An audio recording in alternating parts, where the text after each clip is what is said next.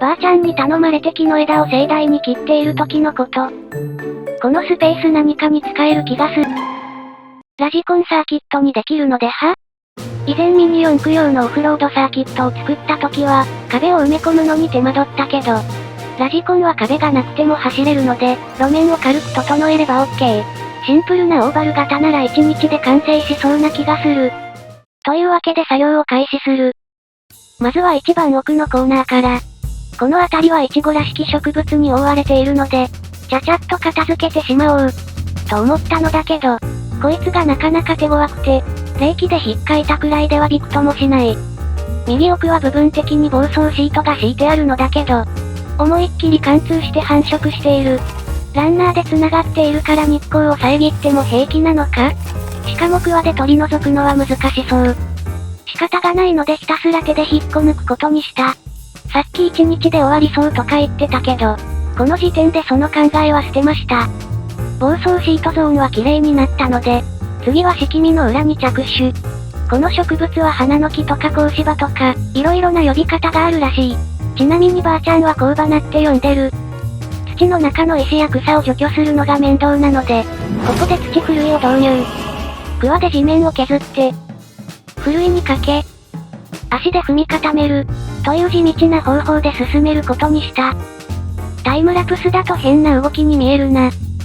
同じ方式で今度は反対方向に開拓を進めていたら、ミニ四駆のコースを作っていた時に現れた鳥だ。イソヒヨドリという名前らしい。動画のコメントで教えていただいた。土を掘ると、出てくる虫を狙って現れるみたいなのだけど、誰かの偵察という説もある。バードウォッチングしている余裕はないので、サーキット作りを再開。コースの幅や形を考えつつ、ひたすら掘ってはふるいにかけるの繰り返し。そして仕上げに踏み固める。本日の作業はここまで。進捗はこんな感じ。全然ダメですね。2週間後。一人では進捗が出ないので、友人のオグシとサスケ氏に手伝ってもらうことに、手分けして効率的に進められるのでありがたい。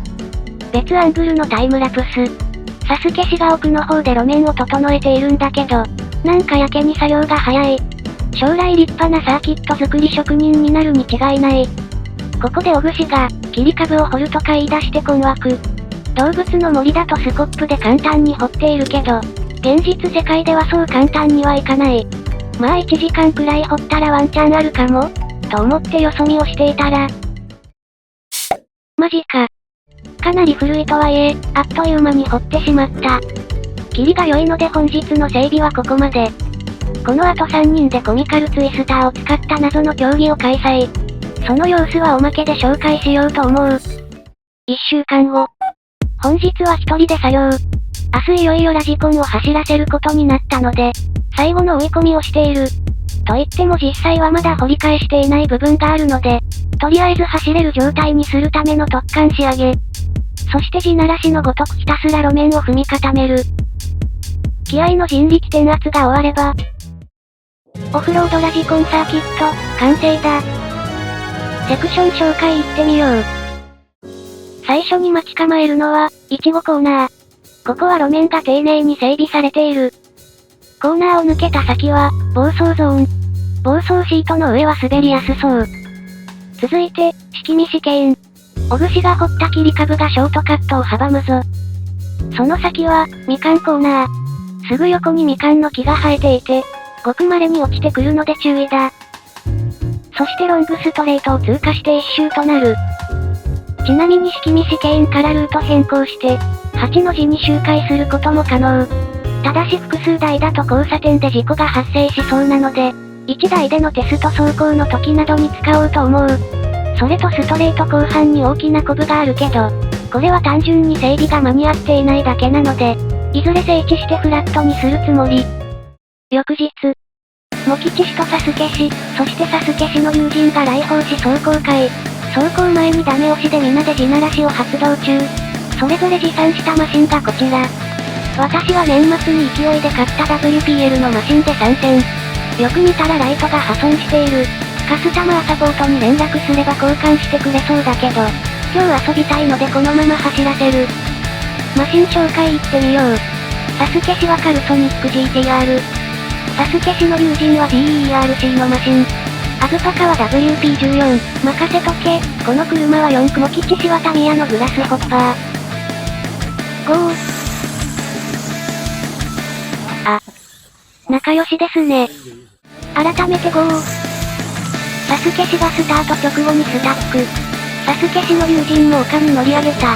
モッチ氏もなんか引っかかっている。よくわからんけど私だけ生き残った？サスケ氏の蘇生を試みる。そういや。あ。さすがにこのマシンでオフロードは厳しい。ので、こんなこともあろうかと、もう一台同じマシンを買っておいたのだ。せっかくなので私のグラホ2を持ち出し、WPL ジュニアとグラホおじさんという割り振りで行ってみよう。ゴー。なかなか良いスタート。むむむ。いちごコーナーでちょっとわちゃわちゃしたな。WPL が1台はみ出たけど復帰できるか？おお、帰ってきた。これは、二人ほぼ同時に綺麗な横転。若者二人はラジコン初心者なので、いきなりコースを周回するのは難しいみたい。特訓。グラホを使ってジュニアの練習走行を開始。どうしてもアクセル全開にしたくなるけど、スロットルを握りすぎないように丁寧に走るのが大切。とか偉そうに言っているけど、大人でもレースごっことかすると、ついつい握りすぎてミスをしてしまう。そんな感じでしばらく練習したり、途中で休憩がてら竹を使ってコース回収をしてみたり、そして最終的にどうなったかというと、8の自走行が楽しくなってひたすら周回してた。最後はレース形式で、とか思っていたけど、こういうのも悪くないなと。何より若者が楽しんでいるのが嬉しいおじさん2人。そんなこんなで走行会は終了。今回はラジコン用のオフロードサーキットを造成。まだ路面を整えていない場所もあるけど、なんとか遊べるレベルにはなった。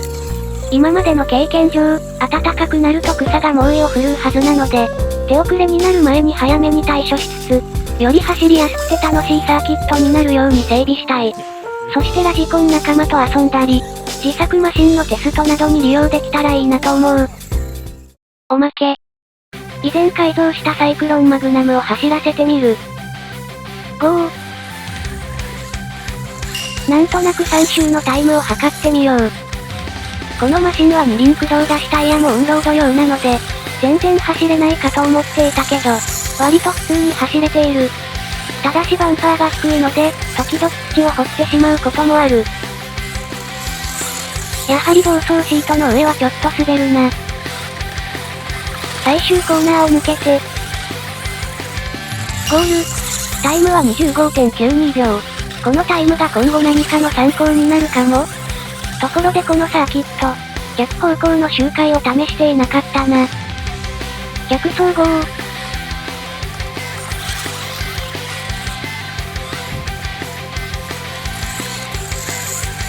なるほど。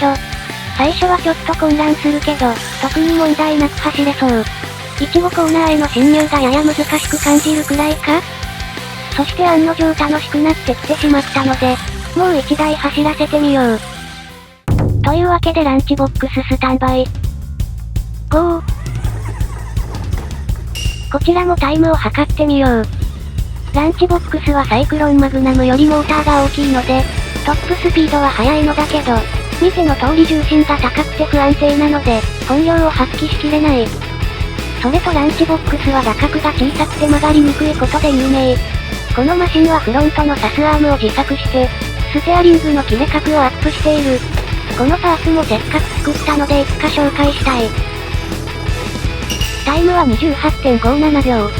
慎重に走りすぎたからか、サイクロンマグナムより2秒以上遅かった。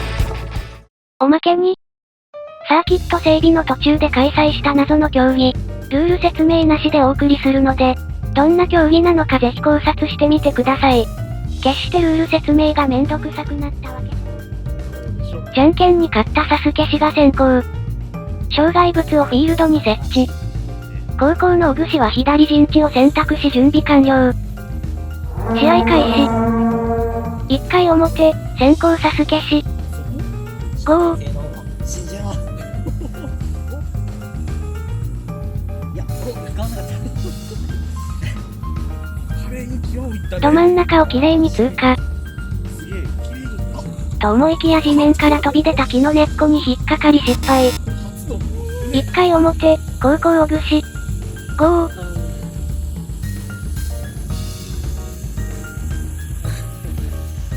堅実なルート。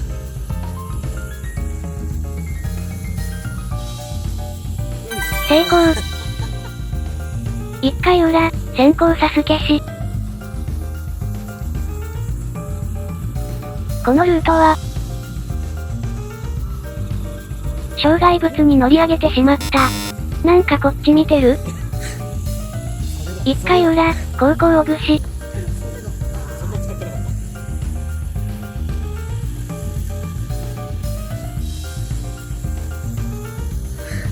これは綺麗に通った。先行後攻を入れ替え、先行小串が障害物をフィールドに設置。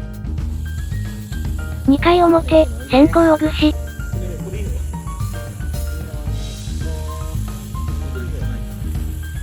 木の根っこやタイルを通過し、成功。2回表、高校サスケし。